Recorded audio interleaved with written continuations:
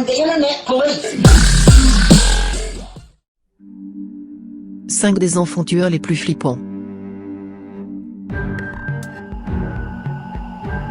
Eric Smith. Le 2 août 1993, le petit Eric Smith, âgé de 13 ans, parvint à isoler un garçonnet de 4 ans, Derrick Robbie, dans un bois. Après l'avoir étranglé et frappé au visage avec des pierres, il lui fit subir de multiples sévices, parfois sexuels. Il avoua tout quelques jours après l'enterrement de sa victime.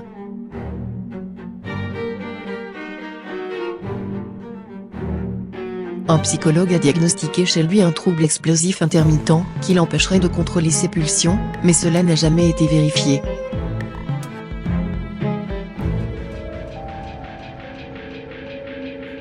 Malgré plus d'une demi-douzaine d'appels, il est aujourd'hui toujours emprisonné.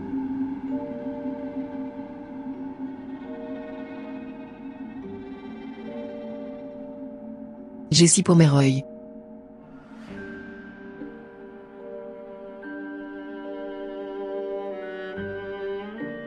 Né en 1859 à Charleston, Jesse Pomeroy est une énigme.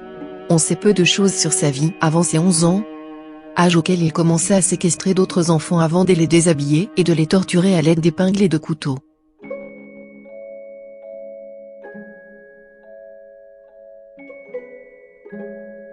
Il fut attrapé et envoyé en camp de redressement jusqu'à ses 21 ans.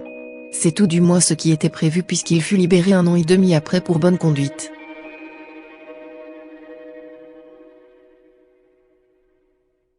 À peine sorti, il kidnappa et tua Kathy Curran, une fillette de 10 ans, et fut aussi accusé de meurtre d'un enfant de 4 ans, dont le corps fut retrouvé dans la baie du Dorchester.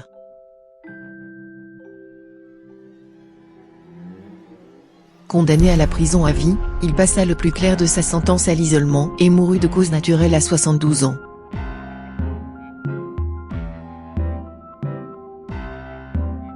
Andrew Golden et Mitchell Johnson. Le 24 mars 1998, 2 jeunes amis déclenchent l'alarme incendie de leur école afin de faire sortir les élèves du bâtiment. Armés comme des mercenaires, Andrew Golden, 11 ans, et Mitchell Johnson, 14 ans, ouvrent le feu sur leurs camarades de classe. Le bilan est de 5 morts et 10 blessés.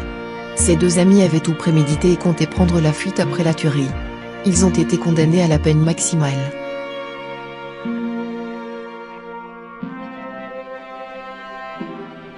Alex et Derek.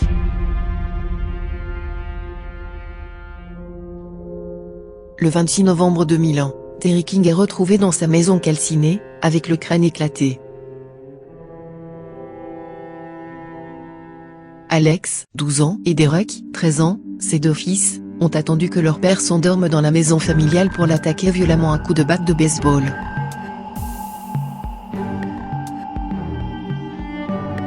Ils ont ensuite mis le feu à la maison. Il semblerait qu'ils ont agi par peur de la sévérité de leur père. Ils ont été condamnés pour meurtre. Alex a été relâché en avril 2008 et Derek en mars 2009. Alyssa Bustamante.